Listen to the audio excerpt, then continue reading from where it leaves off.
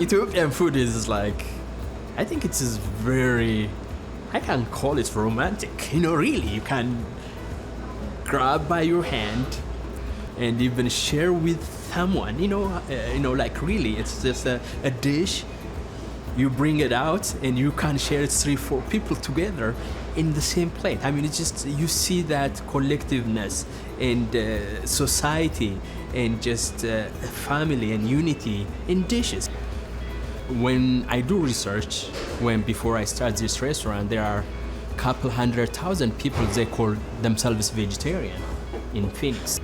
We have variety of vegetarian dishes, and when you have, like, for instance, our lentil or our chickpea salad, you feel like you really eating really nice home cooked kind of meal, and you don't miss meats. So another dish is sambusa. It's like a pastry shell. It's filled in either your choice of meat. In our case, we use beef or lentil, and you can use it with awaze sauce, and you can dip it on that.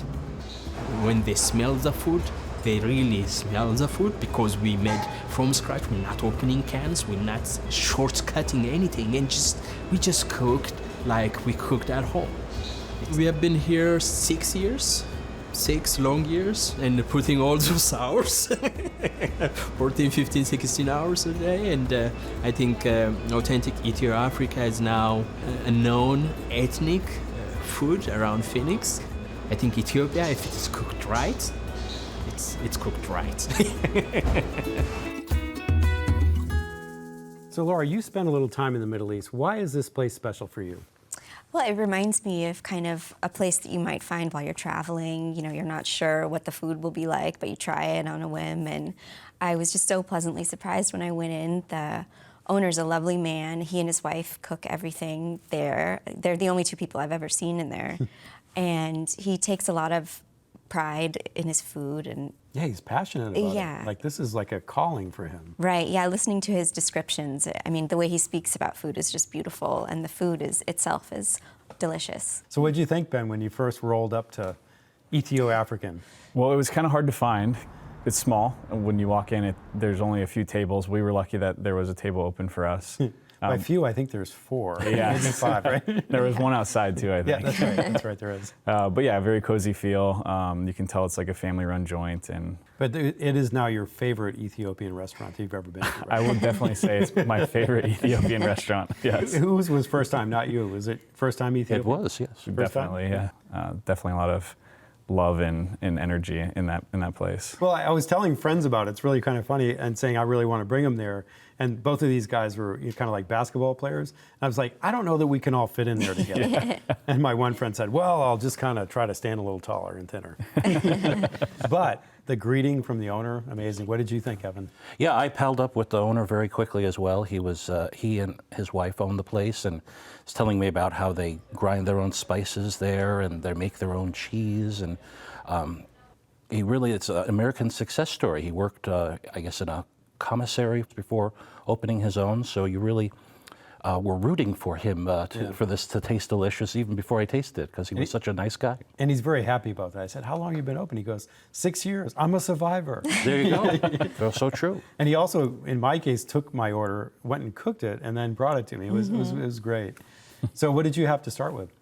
I had a spicy handmade cheese, which I'm embarrassed to pronounce, but it was quite flavorful, served with some pita bread, really, really exotic flavors. Yes. Certainly, for my palate, unique flavors, and was very excited to try them. So Laura, what did you have? What did you start with? I started with a house salad, which sounds simple, but it was really delicious. The vegetables were all very fresh, and the dressing itself was kind of a spicy herb. He said that it was just lemon and oil and pepper, but whatever it was so fresh, it was unlike other dressings I had tried. Yeah, it's just what kind of pepper Yeah, is what I'm thinking. You got something, you got sneaky on it. Yeah.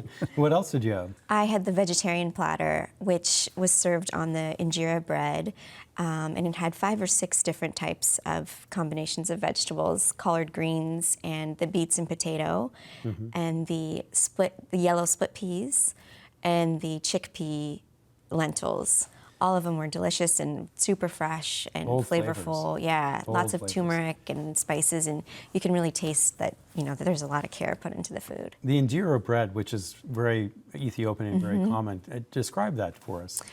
It's like it looks like a giant tortilla almost. It's made of teff, I believe. It's super high in iron and calcium, and it's just a great carrier for almost any flavor. So you use the bread to pick up the different piles. And it's almost vegetables. elastic. It's so, Yeah, it's it got is. so much sort of, I would say, gluten, if I were going to use that, and just is really an interesting and has a bit of a, almost like a sour taste, like if it were a starter or sour vinegary. It's really interesting, fun stuff. We had the meat and vegetable sampler. So it had beef, chicken, lentil, beans, collard greens, and then a salad in the middle, and then a lot of bread to eat with. So the people sitting next to us were using forks, but my wife was like, no, you have to eat it with the bread. You have to eat it with your hands. So like you said, it kind of stretches, so you can grab the food with it pretty easily. And so we did it what we thought was the authentic way. So The ingenuity of people. It is very clever. It's like the perfect tool. Actually, I had the same meat and vegetable sampler with the beef and chicken. Collard greens, which were really interesting collard greens, much, I think, more flavorful than what is offered in Phoenix. The chicken, very tender, definitely a lot of spices used, but not kind of overpowering. And the spices are not heat spice, it's more bold, Correct. aromatic spice, right? Yeah. The peas as well, which were delicious, almost like a British mushy pea with an Ethiopian twist. You do know your mushy peas. I love my mushy peas. There you go. What we're talking about is a British thing. They're known for their culinary, but what they do is they cook peas beyond belief, and then they make them very mushy and savory, and it's really actually quite good. A little gray, but very good. So Laura, you had some dessert. I did. I had the baklava, and he served it warm. The bottom was actually warm, and the top was cold, which sounds odd, but it was really good. It was a nice combination of flavors, very sweet with the flaky crust on the top. So guys, desserts? We were full. Good. Yes. I would concur with that, absolutely. Generous portion. I did have some of the cinnamon tea, which was very refreshing. Oh, tell me about that. Oh, it's, I think, cardamom and cinnamon tea. Just Okay. very refreshing, served warm. So Laura, in a few words, how would you describe your restaurant? Flavorful Ethiopian food served with a smile. A humble restaurant that serves some delicious ethnic food. Yeah, quaint, unique, and flavorful. If you would like to try authentic Ethio-African, it's located at 1740 East McDowell Road, just west of North 18th Street in Phoenix. Reservations are not accepted, and the average tab for dinner is $11 without drinks.